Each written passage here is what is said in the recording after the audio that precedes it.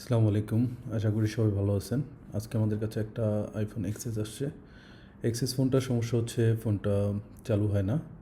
এটা আমি খুলে দেখার পরে দেখতে পাচ্ছি যে এখানে একটা বড় স্ক্রু লাগানোর কারণে ফোনের মাদারবোর্ডটা ছিদ্র হয়ে গেছে এবং একজন টেকনিশিয়ান ভাই এটা কাজ করতে গিয়ে অনেকগুলো পার্টস মিসিং করে ফেলছে। তো সেই ফোনটাই এখন আমরা রিপেয়ার করব। তো প্রিহিটার দিয়ে প্রথমে মাদারবোর্ডটা সেপারেট করে নিচ্ছি। সেপারেট করার জন্য টেম্পারেচার ইউজ করতেছি 190। এরপরে সিপির উপরে যে ব্ল্যাক পেস্টগুলো থাকে, থার্মাল পেস্ট বলি আমরা, সেটা রিমুভ করে নিবি। এরপরে দেখতে পাচ্ছি যে চার্জিং আইসির যে কর্নারটা আছে এখান থেকে কিন্তু বড় স্ক্রু লাগানোর কারণে পিসিবিটা ছিদ্র হয়ে একদম এপার ওপার হয়ে গেছে। তো প্রথমে এখান থেকে একটু কেটে যে উঁচু অংশটা আছে সেটা একটু ক্লিন করে নিচ্ছি, কারণ এই লাইনের এইখান থেকে সরাসরি ব্যাটারির যে মেইন কানেকশনটা আছে সেটা চার্জিং আইসিতে পাস হয়, যার কারণে বোর্ডটা কিন্তু শর্ট সার্কিট হয়ে আছে। তো প্রথমে এই লাইনটা ক্লিয়ার করা, পরিষ্কার করার চেষ্টা করব।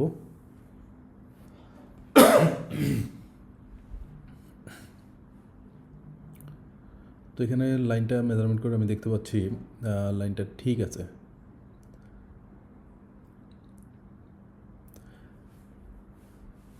কিন্তু লাইনটা ঠিক থাকার পরেও পাওয়ার সাপ্লাই দিলে মনে হচ্ছে যে একটু শর্ট সার্কিট বা এখানে একটু বার্নিং হচ্ছে। তার মানে পিসিবিতে আরও একটু শর্ট আছে। তার কারণে আমি আরও রিস্ক নিতে যাচ্ছি না, আমি সরাসরি চার্জিং এসিটা এখান থেকে রিমুভ করে নিচ্ছি।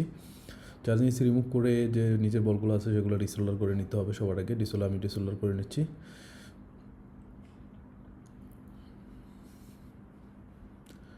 ডিসোল্ডার হয়ে গেলে আমি ওই যে কানেকশন পয়েন্টগুলো আমার ড্যামেজ আছে সেই কানেকশন পয়েন্টগুলো ভালো করে ওয়াশ করে, যে শর্ট সার্কিট হয়ে গেছে আমি পাওয়ার সাপ্লাই লাগানোর পরে, সেটা আমি একটু মেজারমেন্ট করে আবার একটু চেক করে দেখব যে এখনও শর্ট সার্কিট আছে কি না এইজের কারণে। তো আমি চেক করে দেখতেছি যে হ্যাঁ, এখন কিন্তু শর্ট আছে। আপনারা দেখতে পাচ্ছেন যে এটা কিন্তু ফুল শর্ট দেখাচ্ছে। আমি এটা প্রথমে যখন স্ক্রাচ করে রিমুভ করছি তখন ঠিক ছিল। যখন আমি পাওয়ার সাপ্লাই কানেক্ট করে জাস্ট চেক করার জন্য চেক করি, তখন পিসিবিটা হালকা একটু গরম হয়ে ওই জায়গা থেকে শর্ট হয়ে যায়। তো ওই জায়গাটা আমি একটু ভালো করে ড্রিল করে নিচ্ছি। আপনারা যারা কাজ করেন তারা অবশ্যই জানেন এই মাদারবোর্ডগুলো কিন্তু 8 থেকে 10টা লেয়ারের হয়ে থাকে। তো সরাসরি যেহেতু এখানে ব্যাটারি মেইন লাইন জড়িত, তো ব্যাটারি মেইন লাইনটি আমার শর্ট হয়ে গেছে বড় স্ক্রু লাগানোর কারণে। তো প্রথম যখন আমি একটু কাটছিলাম তখন একটু ক্লিয়ার হয়েছিল শর্টটা, কিন্তু পাওয়ার সাপ্লাই লাগানোর সাথে সাথে আবার কিন্তু শর্ট হয়ে যায়। তো এই জন্য আমাকে আইসিটা রিমুভ করতে হয় এবং পিসিবিটা আবার ভালো করে একটু যে লেয়ারগুলো কেটে একটু পরিষ্কার করে নিতে হচ্ছে, যে মাঝখানে যাতে কোনো শর্ট সার্কিটটা যে বহল আছে, যে শর্ট সার্কিটটা আছে যাতে শর্ট সার্কিটটা রিমুভ হয়ে যায়। তো আমি এটা ভালো করে ক্লিন করে নিলাম, কেটে নিলাম। এরপরে আমি আবার একটু চেক করে দেখতে পাচ্ছি যে হ্যাঁ, এখন আমার কিন্তু শর্ট সার্কিটটা চলে গেছে। এখন কিন্তু আর আমার শর্ট সার্কিট নাই। হ্যাঁ, এখন আমার শর্ট সার্কিট পুরোপুরিভাবে চলে গেছে। তো আমি এখানে এখন ইউভি মাস্কিং করে নিচ্ছি যাতে নতুন করে আর কোনো শর্ট সার্কিট হওয়ার চান্সেস না থাকে।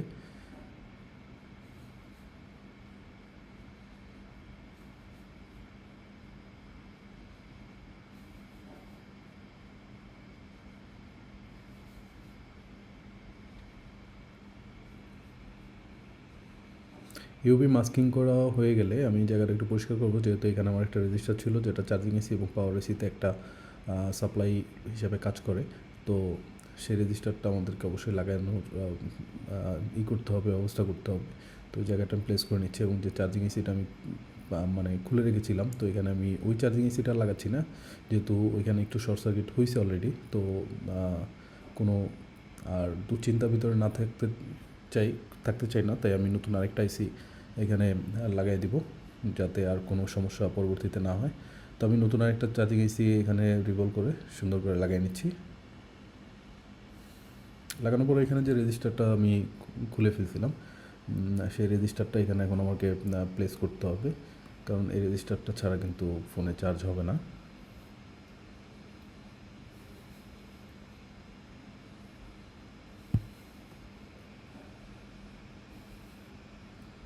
তো একটা প্রান্ত কিন্তু আমার আছে, আরেকটা প্রান্ত কিন্তু আমি রেজিস্টার পয়েন্ট কিন্তু কেটে ফেলছি। তো যার কারণে আমি অন্য একটা বোর্ড থেকে এখন রেজিস্টারটা রিমুভ করে নিচ্ছি।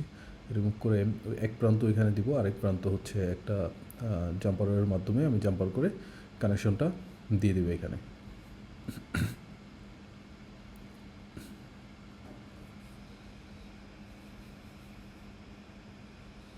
আমি আবার একটু মেজারমেন্ট করে চেক করে নিলাম যে লাইনটা ঠিক আছে কি না, যে পাওয়ার এসি দেখে যে লাইনটা আসছে। আমি চেক করে দেখলাম লাইনটা ঠিক আছে, তাই আমি এখানে একটা জাম্পার ওয়্যার নিয়ে লাইনটা এখন জাম্পার করে দিচ্ছি।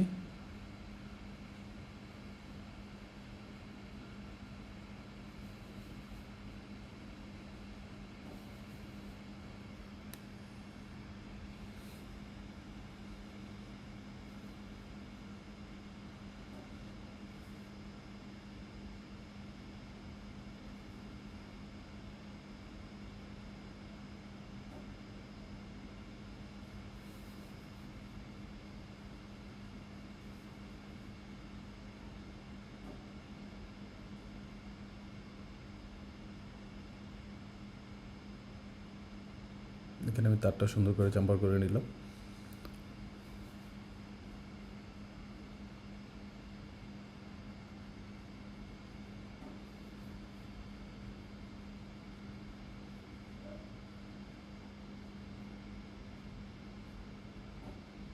এরপরে একটু চাপ দিয়ে বসায় নিলাম যাতে কোনো লুজ কানেকশন না থাকে হট গানের মাধ্যমে। এরপরে ইউভি মাস্কিং করে দিব আবার পুনরায়, যাতে লাইনটা আবার সেপারেটর দিয়ে যখন লাগাবো তখন না হয়। দেখেন যে টেকনিশিয়ান আগে কাজ করছে সে এখানে আইফোন এক্সেসের ব্যাটারি কানেক্টরের জায়গায় একটা আইফোন 11-এর ব্যাটারি কানেক্টর লাগিয়ে রাখছে, এবং এইখানে যে মসফেটগুলো ছিল I2C লাইনের, এসএমসি I2C লাইনের ব্যাটারি কানেক্টরের দুইটা মসফেটই উনি ভেঙে ফেলছে, এবং এইখানে এই যে ক্রিস্টাল যে আইসি আছে 4 পিনের এটা উনি ভেঙে ফেলছে। এর পাশে একটা ক্যাপাসিটার, বড় ক্যাপাসিটার ভেঙে ফেলছে, আর ব্যাটারি কানেক্টরের পাশে যে দুইটা ক্যাপাসিটার থাকে ওই ক্যাপাসিটার দুটো ভেঙে ফেলছে। তো এখন আমাকে এই যে ড্যামেজ যে লাইনগুলো আছে সেই লাইনগুলোকে সম্পূর্ণভাবে রিপেয়ার করতে হবে। তো এই ফোনটা কাস্টমার যার কাছেই দেখাইছে, বেসিক্যালি এই ফোনটা নিয়ে আসছিলো আমাদের কাছে একজন দোকানদার।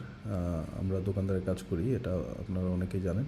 তো একজন দোকানদার নিয়ে আসে, তো এই দোকানদার ফোনটা হাতে পাওয়ার পরে যে কজন টেকনিশিয়ানের কাছে দেখাইছে তারা সবাই বলছে এটা বোট সোয়াইপ করতে হবে।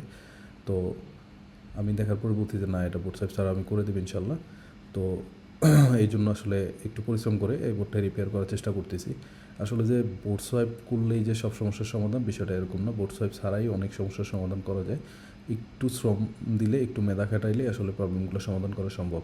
তো এখানে যে আমার I2C লাইনটা ড্যামেজ আছে, একদম পিসিবি থেকে কিন্তু তুলে ফেলছে দুই পাশের দুইটা I2C লাইনই, যে টেকনিশিয়ানের আগে কাজ করছে। তো আমি প্রথম I2C লাইনটা, যেহেতু এখানে আমার একটু অপশন আছে জাম্পার করে এখানে রিপেয়ার করার, তো আমি এই জায়গাটা আসলে এখন জাম্পার করে রিপেয়ার করার চেষ্টা করব। আর একটা কিন্তু একদম এখান থেকে গোড়া থেকে তুলে ফেলছে, যে ওইখানে জাম্পার করার অপশন নাই, যার কারণে আমি সরাসরি ওই মসপেট থেকে ওই লাইনটা আসলে একদম সরাসরি জাম্পার করে দিব। এছাড়া আমার আসলে বিকল্প আর কোনো উপায় নেই। তো এই লাইনটা যেহেতু বসানোর মতো একটা উপায় আছে, তো এই লাইনটা আমি এখন রিপেয়ার করে নিচ্ছি।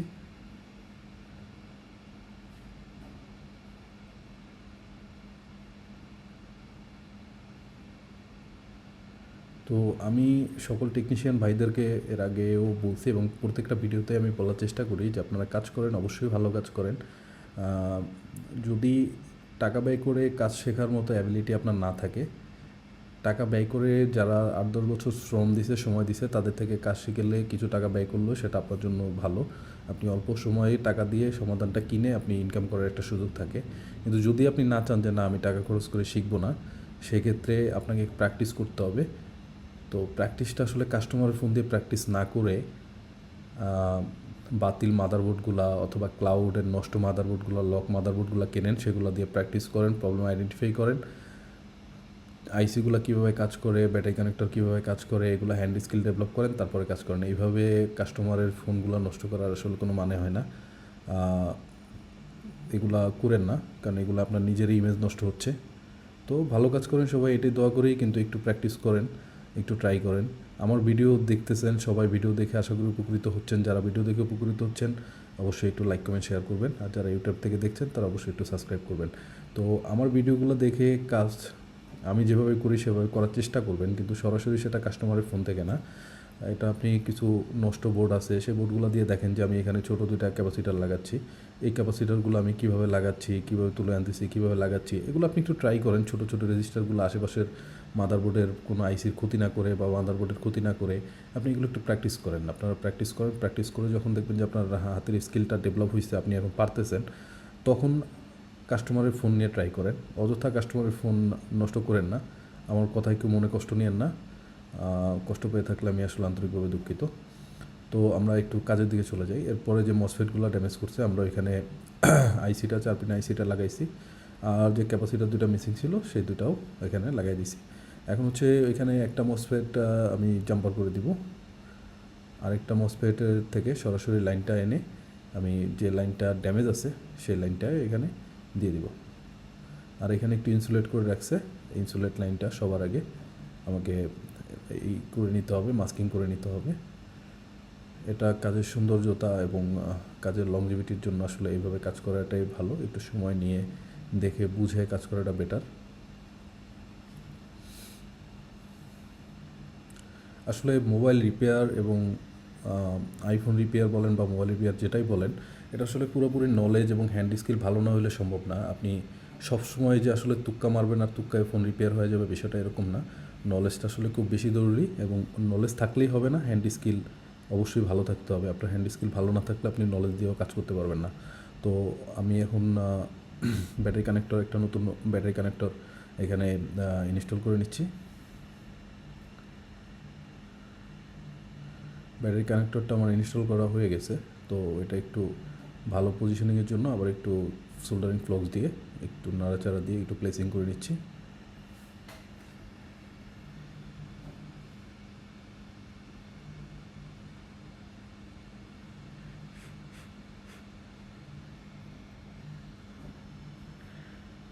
তো এখানে যে লাইনটা আছে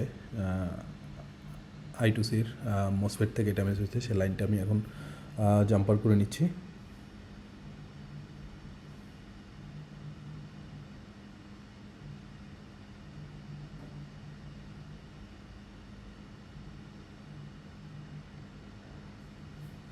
এটা সরাসরি আমি ব্যাটারি কানেক্টরে দিয়ে দিব, যেহেতু এটা মাদারবোর্ডের পিসিবির নিচ থেকে একদম সরাসরি লাইনটা ড্যামেজ হয়ে গেছে। তো আমি এটা নিচ থেকেই লাইনটা দিতে পারতেছি না, আমি সাইড থেকে এটা সরাসরি ঘুরে আয় না তারপর জাম্পার করে দিচ্ছি। সরাসরি যে কানেক্টরটা আছে সেই কানেক্টরে আমি জয়েন করে দিব, যাতে আমার ডাটা লাইনটা সঠিকভাবে ব্যাটারি কানেক্টরে থাকে। কারণ হচ্ছে আইফোন এক্স থেকে এক্সএস ম্যাক্স পর্যন্ত ব্যাটারি কানেক্টরটা খুবই ছোট, আর ব্যাটারি প্লাস মাইনাসের পাশাপাশি অবশ্যই ব্যাটারির ডাটা লাইন I2C এবং I2Cর SCL এবং HDL লাইন দুইটাই দরকার হয়। এই দুইটা লাইনের মাধ্যমে ব্যাটারি হেলথ, ব্যাটারি পার্সেন্টেজ এবং ব্যাটারি সাইকেল কাউন্ট করে, যেটা সিপিইউ সরাসরি এখান থেকে সিগন্যালটা নিয়ে থাকে। তো এই লাইনটা যখন ডিসকানেক্টেড থাকে বা লুজ থাকে তখন ব্যাটারির সাথে সিপিইউর সাথে কোনো কমিউনিকেশন থাকে না। দেখেন যে আমার কিন্তু এখন রিডিংটা ঠিক আছে, ডায়োড ভ্যালু। তো যখনই সিপিইউর সাথে ব্যাটারির কানেকশনটা মিসিং থাকে তখনই ব্যাটারি কিন্তু 0% রিমেনিং আসে, এবং অনেক সময় 0% রিমেনিং থাকার কারণে, বেশিরভাগ সময়ই না, এটা 0% রিমেনিংটা যখনই আসবে তখনই ফোনটা কিন্তু 2-4 মিনিট পর পরে রিস্টার্ট করবে, এবং যখন আপনি চার্জ দিবেন তখন কিন্তু চার্জ হবে না, ওই 0% বা 1% রিমেনিং এসে দাঁড়ায় থাকবে। তো এখন হচ্ছে আমার সবগুলো লাইন রিপেয়ার করা শেষ। এরপরে হচ্ছে আমি একটু চেক করে দেখব যে আমার ফোনটা কি এখন পাওয়ার অন হয়েছে কিনা এবং চার্জ হয় কিনা, এম্পিয়ার টানে কিনা, ব্যাটারিতে এম্পিয়ার নেয় কিনা।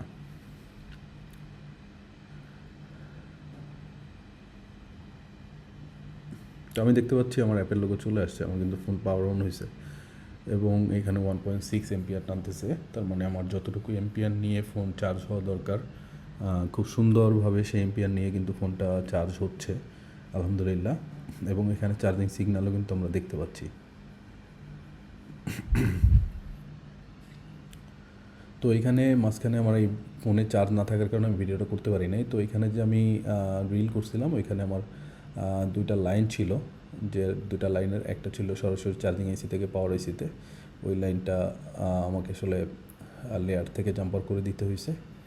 আর একটা লাইন হচ্ছে জিপিওর একটা লাইন যেটা লোয়ার বোর্ডের সাথে কানেক্ট হয়, সেই লাইনটা আমি এখন টেনে দিব। ওই কাজটা আসলে দেখাইতে পারলাম না, এই জন্য আন্তরিকভাবে দুঃখিত।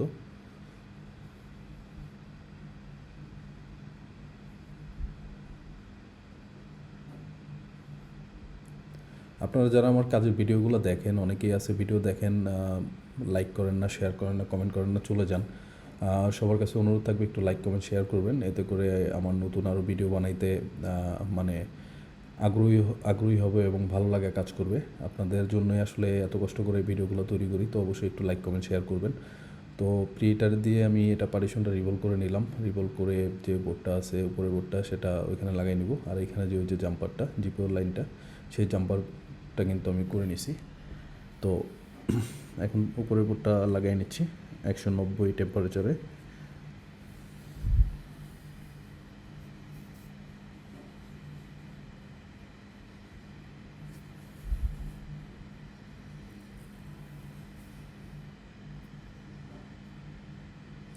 আর আপনারা একটু কমেন্টে জানাই যাবেন যে কারা কারা এই ধরনের প্রবলেম পাইছেন এবং কে রিপেয়ার করছেন, কে রিপেয়ার করতে পারছেন সঠিকভাবে এবং কে রিপেয়ার করতে পারেন নাই। আর আমার আগের যে ভিডিওগুলো দেওয়া ছিল এই ভিডিওগুলো দেখে কে উপকৃত হয়েছেন সে ব্যাপারে একটু কমেন্ট করে জানাবেন। আর নতুন কোনো কাজের যদি ভিডিও পেতে চান, যে এই প্রবলেমের ভিডিও পেতে চাই, সে ব্যাপারে অবশ্যই আমাকে একটু কমেন্ট করে জানাবেন। তাহলে আমি চেষ্টা করব ওই বিষয়ের উপরে ভিডিও দেওয়ার জন্য। তো এখন কিন্তু আমার ফোনটা পাওয়ার অন হয়ে গেছে। তো আমি এখন চার্জ দিয়ে চেক করব যে আমার ফোনটা ঠিক আছে কি না।